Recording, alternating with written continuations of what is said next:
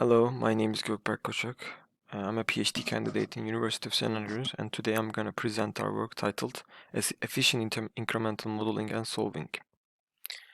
Let's jump into what is incremental modeling and solving. Incremental modeling is about operating in a base constraint model and updating the model with new information coming from the low-level solving part, the solver. And depending on the information, we can encode new constraints to the low-level solver. This can be beneficial in a couple of settings: searching for multiple solutions, probably all solutions, optimization problems, and dominance programming. I want to highlight this part over here that's saying that we can apply the incremental modeling and solving on these type of problems when the low-level solver is limited and cannot directly approach the problem. So a solver, a CP solver, which is already capable of handling optimization problems in its way, or finding also or finding multiple solutions directly, doesn't necessarily require to have an incremental modeling solving system implemented and directed by a high-level system. Yeah, and so let's talk about where we are planning to do this efficient incremental system. So and we're talking about Essence pipeline here. Essence high-level specification, constraint specification taken by Conjure. It's translated into Essence Prime. Essence Prime is taken by Salvador and translated into low-level. And in this example, Minion in this image, but it can be SAT, SMT, or FlatSync. And you can also go to Minizing as well directly if you want to go to Minizing.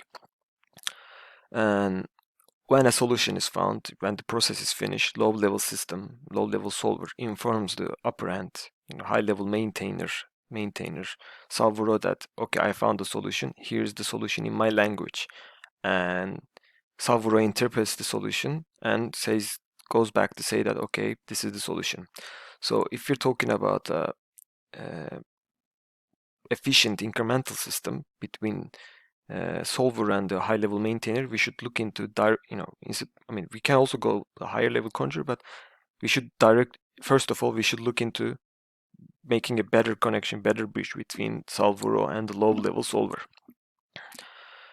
Before jumping onto this efficient system, let's look at the problem classes and problem types and why they can actually be possible candidates for this incrementality. Dominance programming, constraint dominance programming, CDP. So CDP defines a dominance relation between possible solutions, candidate solutions, and when a solution is found, it prunes the search space dominated by that solution, and afterwards we can go search for another solution. This creates a solution dominance loop, and after a solution is found, the solution is sent to high level, and the high level interprets the solution and creates the new blocking constraint, not dominance blocking constraint, and low level searches for a solution again. And this is a good candidate for incremental systems because the dominance relation can be quite complex, and it can be difficult. It can be really difficult to encode into directly low-level solver, and we might need to have a high-level reasoning system to understand what type of constraints we need to generate. This can be CTP can be useful on pattern mining or multi-menu optimization problems as. So CTP with incomparability, this is a new version of CTP. We can say instead of having one solution, we can batch solutions into creating batch solutions by creating a partial order, and we can work on levels. We can say, okay, in a level, find all solutions and create the necessary constraints for the next level, and it creates a level dominance loop. The third part of problem field can be optimization. But I can say that the solver doesn't directly support optimization, so we can talk about something like SAT. We can also use MaxSat, but let's directly looking at SAT. So there are possible ways of doing this in using SAT, for instance. So we can do a linear search. Start, when we have a domain of the optimization value, we can linearly improve the value. We can do an unsat search. When we have the domain of the value, we can start from the best possible value, getting unsat results all the time. And when we find the first sat result, that means that that's the optimal value. Or the third option would be a bisect binary search. Basically, the domain is reduced into half every time until we reach the sorry, until we reach the optimal value. So we call this, okay, let's talk about the system we're proposing right now. We call this native interaction, and we're doing this on SAT between solver row. So having this, tighter connection between low-level SAT and solver row enables us to interchange information between the low-level solver and the solver row in memory level, basically, by an API which we defined, and solver row only encodes the necessary differences to SAT solver. This also enables using assumption mechanism in the SAT solver, and also makes the SAT solver keeps its state for learned information, and that possibly will enable better efficiency in that sense.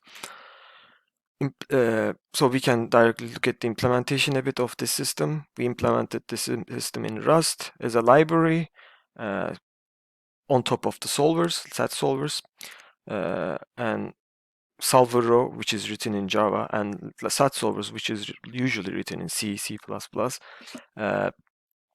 To apply this in solver row, to use this in solver row, we need to enable Java native. We need to use Java native interface (JNI), and we can directly use the library from Java language space. So we're exposing an API. This API can initialize the struct solvers, add new constraints, assumptions, access solver state, basically, or statistics, including learned clauses, what are the learned clauses as well. And we can also, hook a solution callback for if you're doing some sort of an all-sat system.